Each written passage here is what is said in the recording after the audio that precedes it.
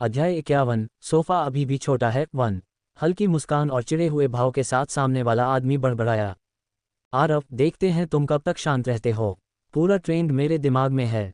तुम बोलो या न बोलो, सब मुझे पता है। लेकिन आरव का चेहरा बिल्कुल ठंडा था। जैसे ही डॉलर रुपया रेट ऊपर जाना शुरू हुआ, उसने तुरंत खरीदारी कर ली। रेट 82.75 तक पहुंचा। उसने 20% मुनाफा निकाल लिया और फिर उसी रेट पर दोबारा निवेश कर दिया। थोड़ी देर बाद रेट 82.55 तक गिरा और उसे वहां से करीब 40% का और फायदा मिला। 2 बार की चाल में उसका शुरुआती टारगेट पूरा हो गया।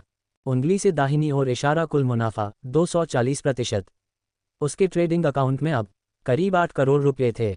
इतनी बड़ी रकम आम आदमी सोच भी नहीं सकता था। लेकिन आरव यहीं रुकने वाला नहीं था, क्योंकि उसे पता था राघव मल्होत्रा, जो इस समय मुनाफे की लिस्ट में दूसरे नंबर पर था, उसके लिए सबसे बड़ा खतरा है। इसलिए जैसे ही डॉलर रुपया अपने सबसे निचले स्तर पर आया, आरव ने फाइनेंस फोरम पर एक नया पोस्ट डाल दिया। शीर्षक: मैं आरव हूं, 240% मुनाफे के साथ इस समय नंबर 1। नंबर 2, क्या डर लग रहा है? विवरण: तुमने रेट नहीं बताया, लेकिन मुझे सब पता है। 82.54, यही तुम्हारा आखिरी दांव है। आरव, जो लोग अभी खरीदे बैठे हैं, जल्दी बाहर निकलो। बड़े इंडियन फंड्स अब पूरा दम लगाएंगे। 82.54 से नीचे रेट नहीं जाएगा। अब समय है उसके शेयर निगलने का। योजक चिन्ह, योजक चिन्ह, योजक चिन्ह। आरव का मकसद साफ था। वह नहीं चाहता था कि राघव चुपचाप 82.54 पर सब बेचकर बच निकले। अगर यह पोस्ट कोई आम आदमी करता तो शायद कोई ध्यान भी न देता, लेकिन आरव अब वही इंसान था जिसका 240% मुनाफा पूरे फोरम में चर्चा का विषय था। कुछ ही मिनटों में पूरा फोरम उबल पड़ा। हजारों लोग पोस्ट पढ़ने लगे। योजक चिन्ह, योजक चिन्ह, योजक चिन्ह। स्मॉल डायमंड, कुछ कमेंट, स्मॉल डायमंड। 10वां कमेंट: भाई आप तो गजब हो, हम आपके साथ हैं, अभी खरीद रहे हैं। 100वां कमेंट: अगर राघव अभी बेचता है तो मार्केट हिल जाएगी। 200वां कमेंट: धन्यवाद जानकारी के लिए, हमारा भारत ग्रोथ फंड रेट ऊपर खींच रहा है। 500वां कमेंट: उस राघव ने मार्केट बिगाड़ दी है, सब लोग मिलकर उसे सबक सिखाओ। 800वां कमेंट: ये क्या कर दिया तुमने, तुम इंडियन लोग बहुत चालाक हो। 1000वां कमेंट: मैं राघव हूं, तुम पागल हो क्या, तुम्हें पछताना पड़ेगा। योजक चिन्ह, योजक चिन्ह, योजक चिन्ह। इस बार राघव शांत नहीं रह पाया। उसकी पूरी योजना यही थी कि 82.54 पर चुपचाप सब बेच देगा और किसी को भनक भी नहीं लगेगी। उसका अनुमान था इस एक चाल में उसे करीब 500 करोड़ रुपये का फायदा होगा। लेकिन आरव की पोस्ट के बाद डॉलर रुपया अचानक ऊपर भागने लगा। 1 मिनट में ही रेट 0.05 बढ़ गया। मतलब हर मिनट राघव का 5% मुनाफा उड़ रहा था। अगर वह और रुका तो फायदा नुकसान में बदल जाएगा। घबराकर उसने तुरंत अपने सारे सौदे बंद कर दिए, एक भी नहीं छोड़ा। गुस्से में चिल्लाया, ये क्या कर दिया, ये आरव पागल है क्या? मेरा इससे क्या दुश्मनी थी, मुझे ही क्यों निशाना बनाया? जब उसने अकाउंट देखा तो उसके हाथ कांप गए। जहां पहले 40% मुनाफा था, अब 10% नुकसान हो चुका था। मतलब एक ही झटके में 50% का घाटा। अगर समय पर न रुकता तो और भी बुरा होता। 500 करोड़ कमाने की जगह 500 करोड़ डूब गए। उसका चेहरा पीला पड़ गया, सीने में तेज दर्द उठा। उसका आलीशान बंगला, ईस्ट ग्रीन विला, मुंबई। वह खड़ा हुआ और वहीं फर्श पर गिर पड़ा। दरवाज़ा खुला। उसकी बेटी साक्षी मल्होत्रा भागती हुई आई। पापा, पापा, क्या हुआ? दवा खिलाने के बाद उसकी हालत थोड़ी संभली। उसने बेटी को दूर किया और ठंडे स्वर में बोला, मैं ठीक हूँ। फिर कांपते हाथों से उसने फोरम खोला और एक नया पोस्ट लिखने लगा। योजक चिन्ह, योजक चिन्ह, योजक चिन्ह। उधर आरव का मूड शानदार था। सिर्फ इसलिए नहीं कि उसने करोड़ों कमाए, बल्कि इसलिए कि उंगली से दाहिनी ओर इशारा, राघव दूसरे नंबर से सीधे नीचे गिर चुका था। इसका मतलब साफ था, सामने वाले को भारी नुकसान हुआ था। अध्याय 52। औरतें बहुत धीरे होती हैं। एक दूसरी तरफ से दिए गए पते पर वे पहुंच चुके थे। आरव ने फिर से सामने वाली को एक मैसेज भेजा कि वह पहुंच गया है। साफ था कि निशा शर्मा अभी भी तैयार हो रही थी। उसका बस एक छोटा सा मैसेज आया, निशा थोड़ा इंतज़ार करो, मेकअप कर रही हूँ, बस हो ही गया। किराए के छोटे से फ्लैट में निशा सुबह बहुत जल्दी उठ गई थी। उसने नाश्ता तक नहीं किया और सीधे तैयार होने में लग गई। कपड़ों के कई ऑप्शन देखे पर कोई भी उसे पूरी तरह सही नहीं लग रहा था। लिपस्टिक और मेकअप का कलर मैच करते करते उसे काफ़ी वक्त लग गया। वह नहीं चाहती थी कि किसी अमीर घराने के लड़के के सामने उसकी पहली छाप खराब हो, इसलिए वह पूरी तैयारी के साथ बाहर निकलना चाहती थी। इधर आरव को बाहर खड़े खड़े आधा घंटा हो चुका था। वह अपार्टमेंट के गेट के पास खड़ा इंतजार कर रहा था। उसे उम्मीद नहीं थी कि कोई इतना समय लगाएगा। वह सोच ही रहा था कि मैसेज करके याद दिलाए या नहीं। तभी एक मर्सिडीज बेंज से क्लास आकर रुकी। गाड़ी से एक स्मार्ट सा युवक उतरा। आरव को देखकर उसके चेहरे के भाव बदल गए। वह वहीं रुक गया और हल्की सी मुस्कान के साथ बोला, तुम निशा के पीछे पड़े हो ना? फिर घमंड से बोला, लेकिन तुम्हें पता होना चाहिए कि हमारी निशा को कमज़ोर लोग पसंद नहीं। उसकी आंखों में साफ घमंड था। आरव बस हल्का सा मुस्कुराया। ओह, उसने शांत आवाज में कहा। युवक और अकड़ गया। मेरी मर्सिडीज देखी है। अगर तुम्हारे पास ऐसी गाड़ी नहीं है तो निशा के पास आने की औकात भी नहीं है। आजकल हर कोई सुंदर लड़की देखकर पीछे पड़ जाता है। पहले खुद को देख लेना चाहिए। वह आरव को बिल्कुल भी तवज्जो नहीं दे रहा था। असल में निशा ने उसे आज बुलाया भी नहीं था, फिर भी वह खुद चला आया था। वह सोच रहा था आज उसे डिनर पर ले जाएगा, शॉपिंग कराएगा और निशा खुश हो जाएगी। यही उसका मौका था। वह वहीं खड़ा होकर निशा को मैसेज भेज देता है। जवाब ना आए, फिर भी वह इंतज़ार करता रहता है। निशा एक मॉडल थी, दिखने में बेहद खूबसूरत। उसे लगता था कि ऐसा मौका वह छोड़ नहीं सकती। कुछ ही देर में निशा फ्लैट से बाहर निकली। वह आरव को देखकर खुश हो गई। युवक तुरंत आगे बढ़ा। निशा, मैं तुम्हें लेने आया हूँ। आज स्टेक खाने चलेंगे। मेरी गाड़ी है, जहाँ चाहो वहाँ चलेंगे।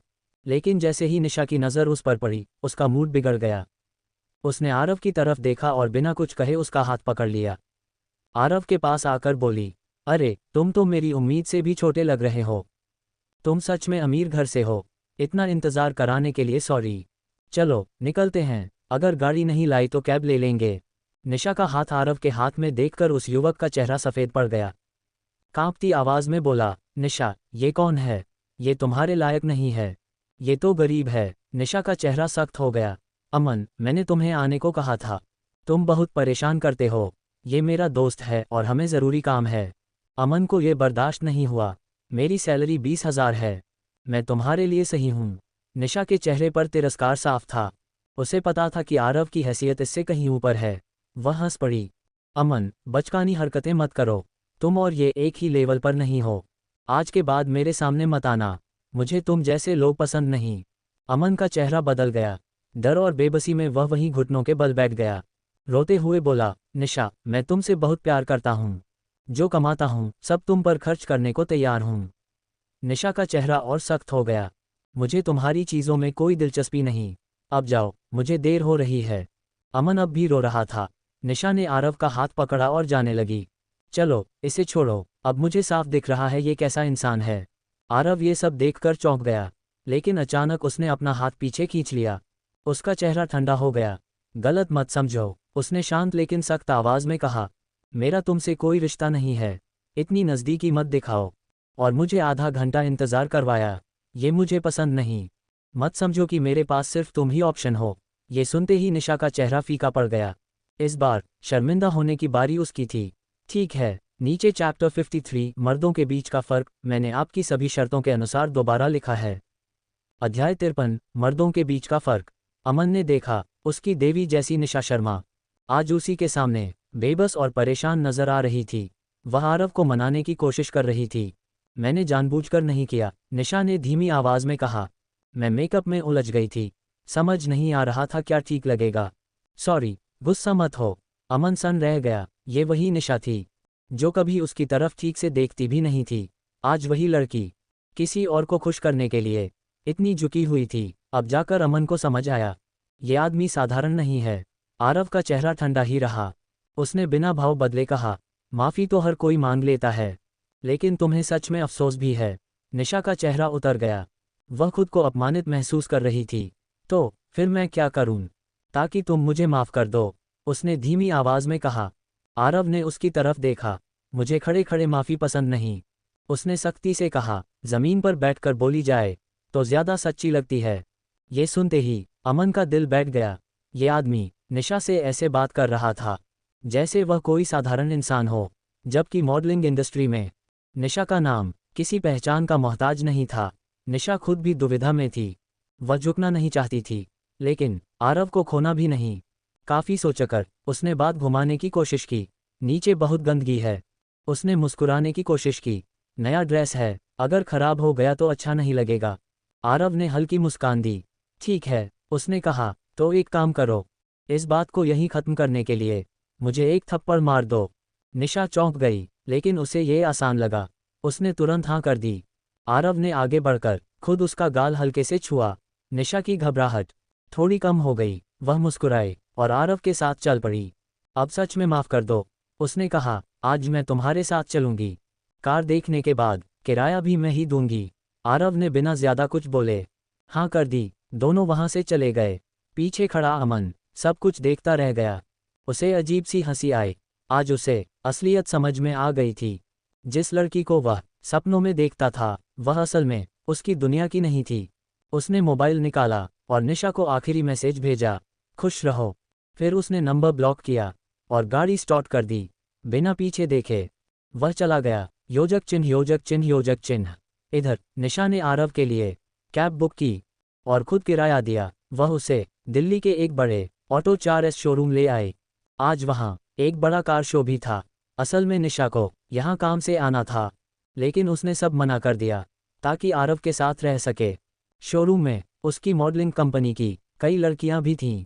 निशा ने जानबूझकर आरव के साथ कदम से कदम मिलाकर चलना शुरू किया। जल्दी ही लोगों की नज़र उन पर पड़ने लगी। किसी ने पूछा, निशा, ये कौन है? क्या ये तुम्हारे बॉयफ्रेंड हैं? अमन कहाँ है? आज साथ नहीं आया। निशा ने शांति से जवाब दिया, उससे मेरा कोई रिश्ता नहीं, वो परेशान करता था। ये मेरे दोस्त हैं, उसने आरव की ओर देखते हुए कहा। इन्हें फरारी देखनी है, मैं बस रेफरेंस देने आई हूँ। ये सुनते ही सब चौंक गए। फरारी, इतनी महंगी कार, इतने कम उम्र में। लड़कियां आरव को देखने लगीं। निशा के चेहरे पर गर्व साफ दिख रहा था। उसने आरव का साथ और मजबूती से थाम लिया। चलो, उसने मुस्कुराकर कहा, फरारी सेक्शन उधर है। आसपास खड़ी लड़कियां ईर्ष्या से देखती रह गईं। निशा को यही पल सबसे ज्यादा पसंद था। आरव ने उसकी तरफ देखा। तुम आज बहुत खुश लग रही हो, उसने हल्की आवाज में कहा। निशा मुस्कुरा दी। इस दुनिया में, उसने कहा, मौके बहुत कम मिलते हैं, जो मिल जाए उसे छोड़ना नहीं चाहिए। आरव बिना कुछ कहे उसके साथ फरारी सेक्शन की तरफ बढ़ गया। वहां शोरूम मैनेजर पहले से मौजूद था। हर लग्जरी ब्रांड अपने खास ग्राहकों को पहचानता। ठीक है, नीचे चैप्टर 54 गाड़ी खरीदना गोभी खरीदने जैसा एक आपकी सभी शर्तों के अनुसार दोबारा लिखा गया है। अध्याय 54 गाड़ी खरीदना गोभी खरीदने जैसा एक। BMW और मर्सिडीज जैसी बड़ी गाड़ियां भी यहां आते ही फीकी पड़ जाती थीं। फर्क बस इतना था कि यहां के मैनेजर का रुतबा काफी ऊंचा था। फरारी सेक्शन की सेल्स हेड एक अधेड़ उम्र की महिला थी, मैनेजर हर्ष। जैसे ही उसकी नज़र निशा शर्मा पर पड़ी, उसकी भौहें तन गईं। निशा, उसने सख्त आवाज में कहा, मैंने तुम्हारी एजेंसी में कॉल करके तुम्हें यहाँ बुलाया था, तुमने मना कैसे कर दिया? क्या तुम्हें लगता है कि इस रवैये के साथ तुम इस इंडस्ट्री में टिक पाओगी? उसका लहजा पूरी तरह धमकी भरा था। निशा ने होंठ दबाए, लेकिन ज्यादा परवाह नहीं की, क्योंकि इस वक्त उसके पास खड़ा था आरव, एक ऐसा आदमी जो फरारी खरीदने आया था। निशा ने हल्की सी मुस्कान के साथ कहा, मैनेजर हर्ष, आज मैं कार शो में नहीं आई, क्योंकि मुझे अपने दोस्त के साथ होना था। मेरे लिए वो ज्यादा जरूरी है। मैनेजर हर्ष ने आरव को ऊपर नीचे देखा। उसे बिल्कुल विश्वास नहीं हुआ कि यह युवक इतना बड़ा ग्राहक हो सकता है। वह ठंडी हंसी हंसते हुए बोली, मैं इसकी रिपोर्ट ऊपर तक करूंगी। एक छोटी सी मॉडल किसके भरोसे इतनी अकड़ दिखा रही है?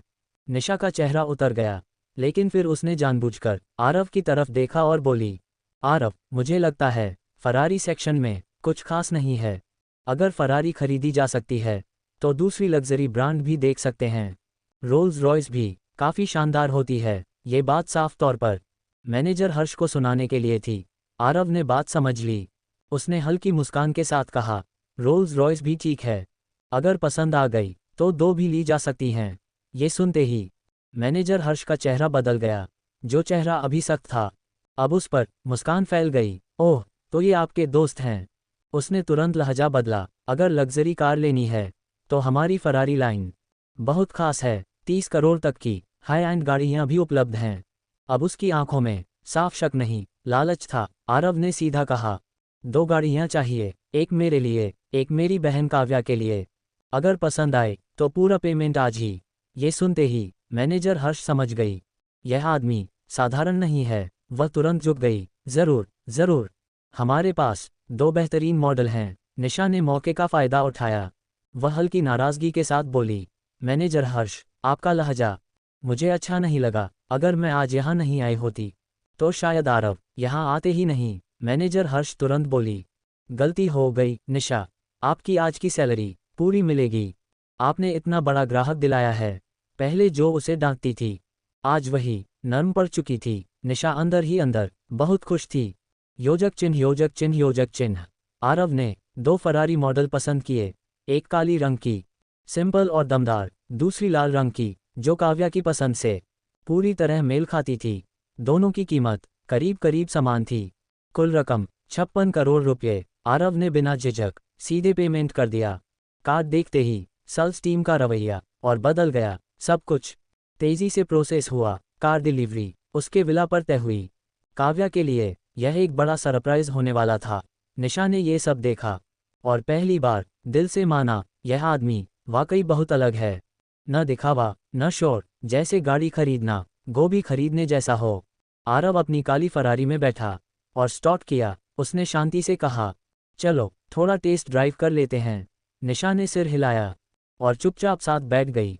गाड़ी आगे बढ़ी और उसके साथ कहानी भी। अध्याय 55, 100 संस्कृत महिला, भाग 1। जैसे ही वह ऊपर पहुंची उसने तुरंत अपना फ़ोन निकाल लिया। आरव मल्होत्रा के सामने ये खूबसूरत मॉडल किसी छोटे बच्चे जैसी लग रही थी। वह उसकी चमचमाती लाल फरारी की सीट को बड़े प्यार से छू रही थी, जैसे कोई सपना पूरा हो गया हो। वाह, ये तो लगभग 3 करोड़ की फरारी है। पहली बार मैंने इतनी महंगी गाड़ी को छुआ है। वह खुशी से बोली, मैं अभी इंस्टाग्राम पर डालती हूँ। अब मैं भी उन लोगों में हूँ जो फरारी में बैठे हैं। उसने मुस्कुराते हुए अपनी एक फ़ोटो ली। लंबे बाल, आत्मविश्वास भरी मुस्कान और शानदार कार का बैकग्राउंड। फ़ोटो सच में बहुत सुंदर आई थी। उसने पोस्ट का कैप्शन लिखा, मेहनत और किस्मत जब साथ हों तो सफ़र भी खास बन जाता है। आरव ने पोस्ट देखा और हल्की मुस्कान के साथ सिर हिलाया। कैप्शन भी बड़ा सोच समझकर लिखा है। उसने मन ही मन सोचा। पोस्ट डालते ही कमेंट्स की लाइन लग गई। मॉडल दोस्त 1, अरे लुलू, ये सच में 3 करोड़ की फरारी है क्या? मॉडल दोस्त 2, कमाल की फ़ोटो है, मैं तो जल गई। एक दोस्त, तुम बहुत खुश लग रही हो लुलू।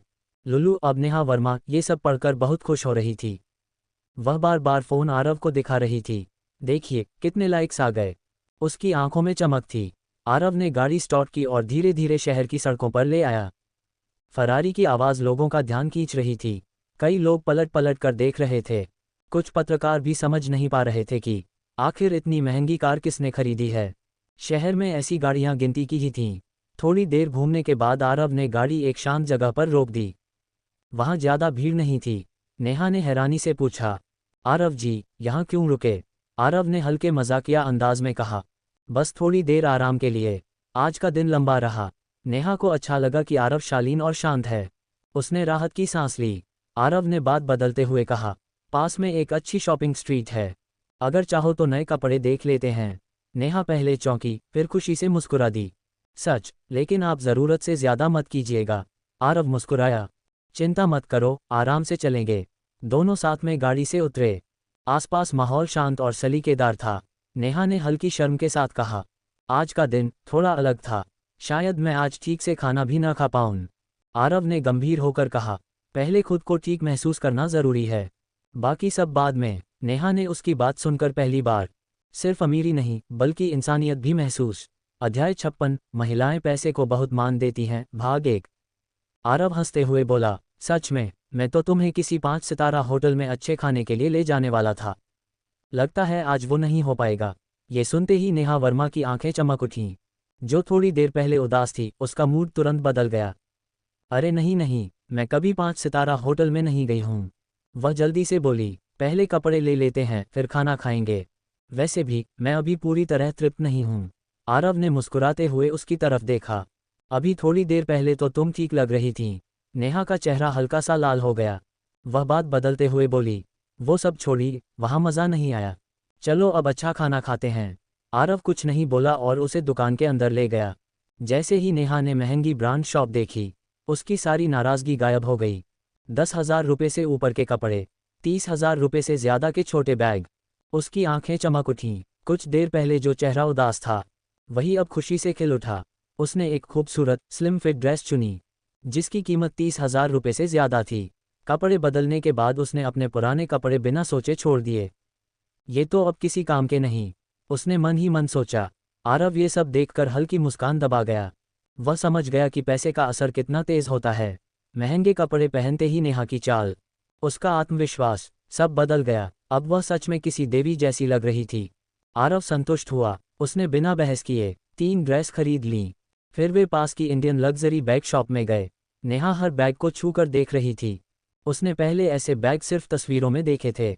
20,000 रुपये की नौकरी, किराया, खर्च, उसकी जिंदगी हमेशा महीने के अंत में खाली हो जाती थी।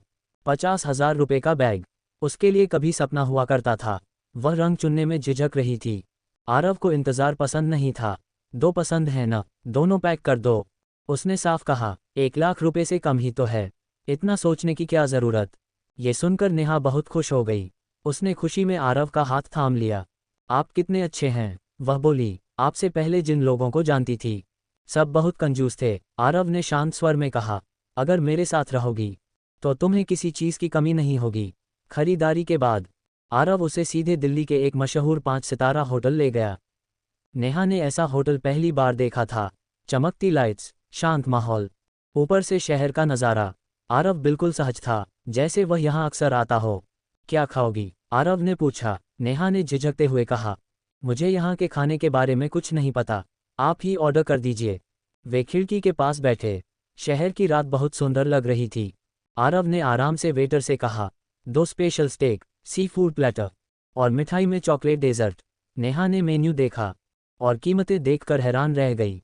एक खाने की कीमत मेरी कई महीनों की सैलरी जितनी है, वह धीमे से बोली। आरव हल्का सा हंसा, ये तो यहाँ का सामान्य खाना है। नेहा उसे देखती रह गई। उसकी आंखों में प्रशंसा साफ दिख रही थी। आप सच में बहुत कुछ जानते हैं, वह बोली। मैं तो कुछ नहीं जानती, आरव ने हाथ हिलाते हुए कहा। सीख जाओगी, वक्त के साथ सब सीख जाते हैं। अध्याय 56, महिलाएं पैसे को बहुत मान देती हैं, भाग 1। आरव हंसते हुए बोला, सच में, मैं तो तुम्हें आज किसी 5 सितारा होटल में अच्छा खाना खिलाने वाला था। लगता है आज वो प्लान टल जाएगा। ये सुनते ही नेहा वर्मा की आंखें चमक उठीं। जो थोड़ी देर पहले थकी और उदास लग रही थी वह तुरंत उत्साह से भर गई। नहीं नहीं, मैं कभी 5 सितारा होटल नहीं गई हूँ, वह जल्दी से बोली। पहले कपड़े खरीद लेते हैं, फिर खाना खाएंगे। वैसे भी मुझे अभी ठीक से भूख लगी है। आरव ने मुस्कुराकर उसकी तरफ देखा। अभी थोड़ी देर पहले तो तुम ठीक लग रही थीं। नेहा का चेहरा हल्का सा लाल हो गया। वह बात बदलते हुए बोली, वो सब छोड़िए, अब कुछ अच्छा खाते हैं। आरव उसे सीधे एक महंगी इंडियन डिज़ाइनर शॉप में ले गया। जैसे ही नेहा ने वहां रखे कपड़े देखे उसकी सारी नाराज़गी गायब हो गई।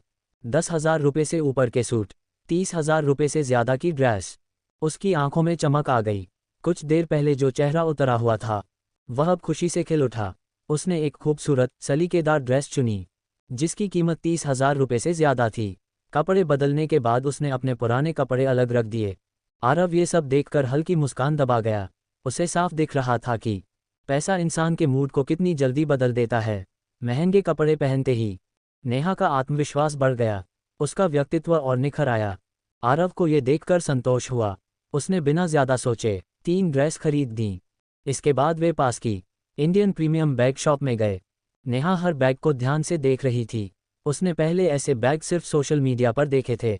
20,000 रुपये की नौकरी, किराया, रोज़मर्रा का खर्च, उसकी सैलरी महीने के आखिर तक खत्म हो जाती थी।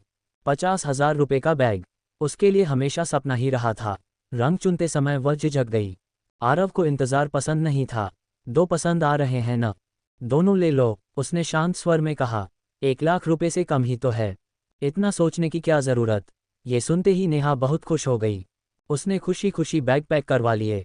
आप वाकई बहुत अच्छे हैं, वह बोली। आपसे पहले जिन लोगों को जानती थी वे सब छोटी छोटी चीज़ों में भी कतराते थे।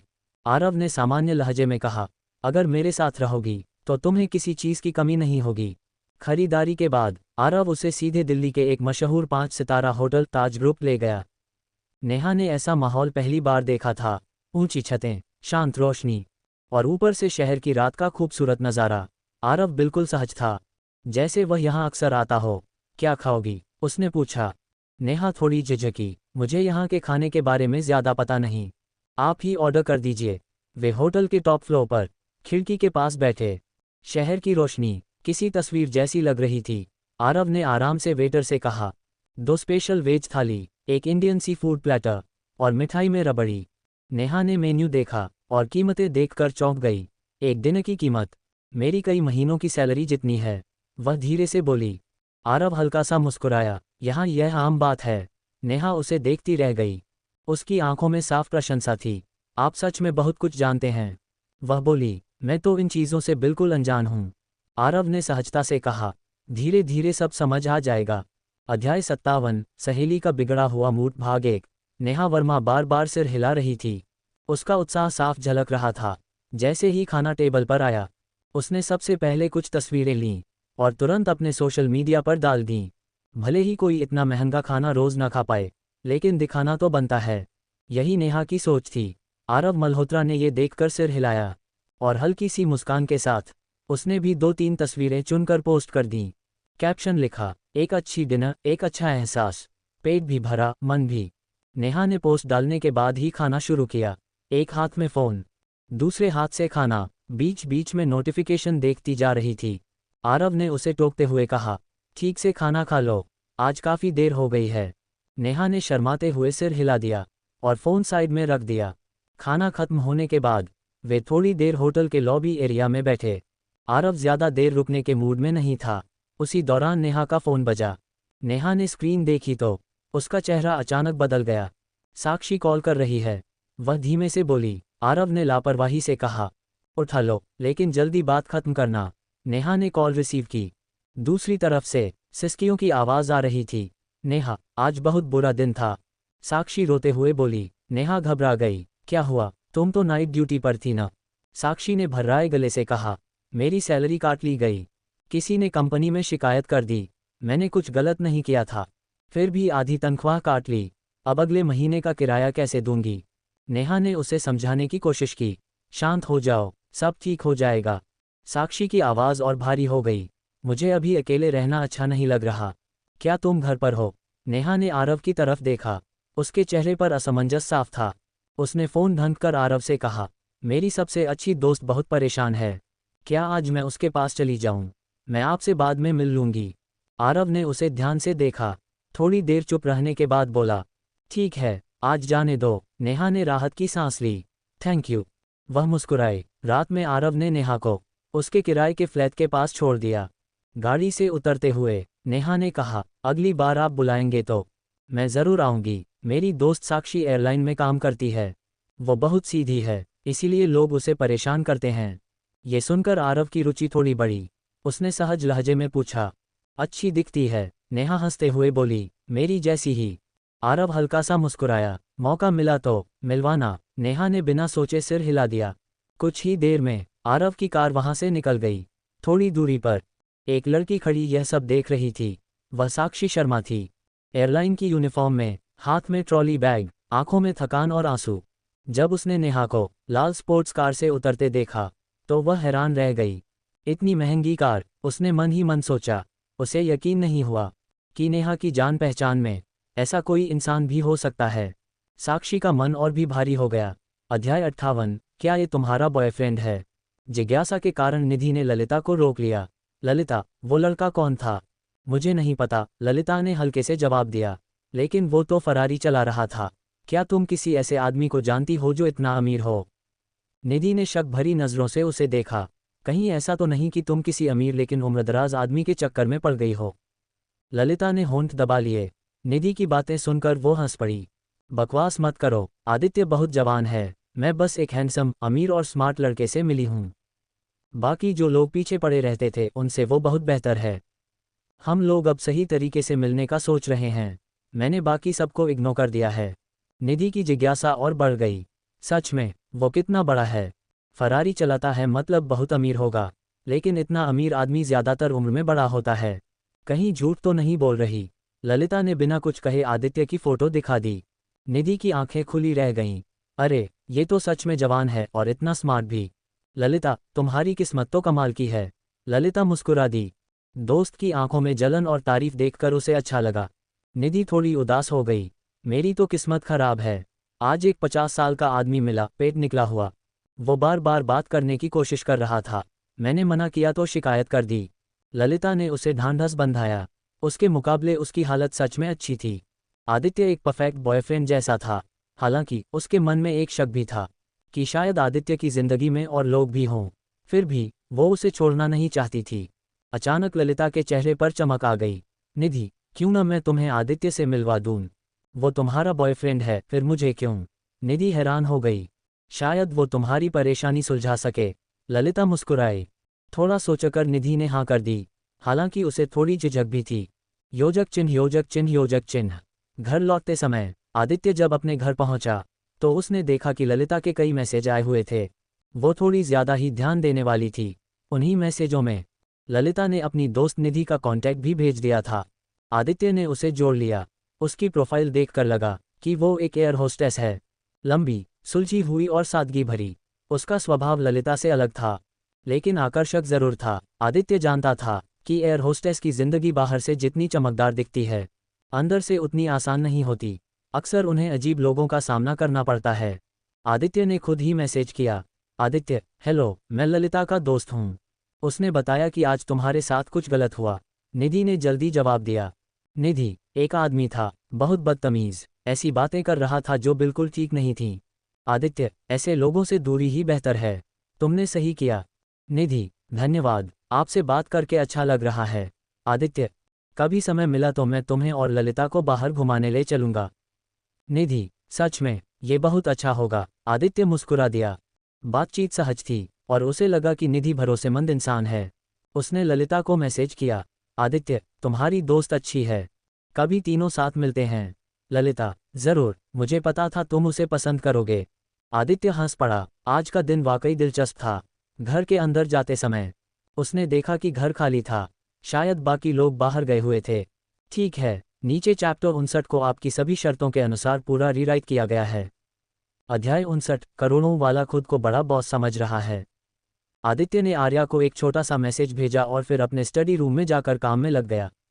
हमेशा की तरह उसने अपना स्टॉक अकाउंट खोला और अपना निजी स्टॉक प्रीमियम ग्रुप चेक किया। उसके बैंक अकाउंट में अब करीब 27 करोड़ रुपए बचे थे। उसने हाल ही में 2 लग्जरी कार खरीदी थीं, एक अपने लिए और एक आर्या के लिए, जो आज डिलीवर होने वाली थी। पैसे काफ़ी खर्च हो चुके थे। आदित्य जानता था कि अगर आगे भी आराम से जीना है तो पैसे को और बढ़ाना होगा। ग्रुप का विस्तार, उसने अपने पुराने ग्रुप को बढ़ाकर सीधे 3000 मेंबर्स कर दिया। फिर ग्रुप में मैसेज भेजा। ग्रुप एडमिन आदित्य, ग्रुप अब 3000 मेंबर्स तक बढ़ गया है। अगर किसी दोस्त को जोड़ना हो तो कर सकते हो। एंट्री फीस 500 रुपये। ग्रुप में हलचल मच गई। मेंबर 1, सर, इस बार कोई अच्छा शेयर बताएंगे। मेंबर 2, काफ़ी दिन बाद आए हैं, इस बार तो पक्का कुछ बड़ा होगा। कुछ ही देर में ग्रुप लगभग भर गया। आदित्य को करीब 5 लाख रुपये की फीस मिल गई। कम से कम कुछ दिनों का खर्च तो निकल आया। शेयर की सलाह। ग्रुप एक्टिव देखकर आदित्य ने एक भरोसेमंद भारतीय सेमीकंडक्टर कंपनी नवभारत टेक्नोलॉजी का शेयर चुना। शेयर की कीमत थी 13 रुपये।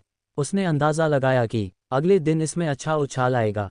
उसने अपने पैसों से बड़ा निवेश किया और फिर ग्रुप में जानकारी दी। Group admin Aditya, Navbharat technology का शेयर अभी 13 रुपये पर है। मार्केट खुलते ही हल्का उछाल आएगा, सीमा में रहकर खरीदें। ग्रुप के कई लोग तुरंत एक्टिव हो गए। कुछ ही देर में शेयर 10% ऊपर चला गया। आदित्य को एक ही दिन में 2.7 करोड़ रुपये का फायदा दिखने लगा। वो हल्का सा मुस्कुराया। परेशानी वाला आदमी। इसी बीच एक व्यक्ति ने 50,000 रुपये का डिजिटल गिफ्ट भेजा। उसका नाम था विनोद शेखावत। प्रोफाइल में लिखा था, करोड़ों की संपत्ति का मालिक, बड़ा बिजनेसमैन। उसके साथ मैसेज आया, विनोद, मैं बहुत बड़ा निवेशक हूँ, आप सिर्फ मुझे प्राइवेट में शेयर बताइए, हर बार मोटी रकम दूंगा। आदित्य को ये बात बिल्कुल पसंद नहीं आई। उसने तुरंत पैसे वापस कर दिए। आदित्य, मुझे ऐसे सौदों में दिलचस्पी नहीं, कृपया दोबारा संपर्क न करें, और सीधे उसे ग्रुप से हटा दिया। बवाल शुरू। विनोद ने दूसरे अकाउंट से फिर ग्रुप ज्वाइन किया और उल्टी सीधी बातें लिखने लगा। ग्रुप के पुराने मेंबर्स भड़क गए। मेंबर, इतने में खुद को बॉस समझ रहा है, ग्रुप एडमिन की बेइज्जती मत करो। तभी काव्या मेहरा, जो एक जानी मानी बिजनेस फैमिली से थी, बीच में आई। काव्या, इस आदमी की फैक्ट्री पर पहले से कर्ज है, अगर ज्यादा बोलेगा तो खुद ही फंस जाएगा। कुछ ही देर में विनोद घबरा गया। उसने आदित्य को पर्सनल मैसेज भेजा, मुझसे गलती हो गई, प्लीज़ मुझे माफ़ कर दीजिए। इस बार उसने 1 लाख रुपए का गिफ्ट भेजा। आदित्य ने शांति से स्वीकार कर लिया और मामला वहीं ख़त्म कर दिया। अगली सुबह सुबह कार डिलीवरी सर्विस का कॉल आया। आदित्य ने पता बताया और बाहर आया। लिविंग रूम में सिया बैठी नाश्ता कर रही थी। वो मुस्कुरा कर बोली, भैया नाश्ता कर लीजिए, मैंने आपके लिए इडली और चाय रखी है। आदित्य को उसे देखकर अच्छा लगा। आजकल पढ़ाई ज़्यादा हो गई है, उसने मजाक में पूछा। सिया मुस्कुराए, मैं अच्छे से सीखना चाहती हूँ ताकि आगे चलकर आपकी मदद कर सकूं। तभी आर्या भी आ गई। दोनों को साथ देखकर वो हंस पड़ी। भैया सुबह सुबह ही माहौल बना लिया। आदित्य मुस्कुराया, आर्या आज तुम्हारे लिए एक सरप्राइज है, थोड़ी देर में आ जाएगा। आर्या की आंखें चमक उठीं।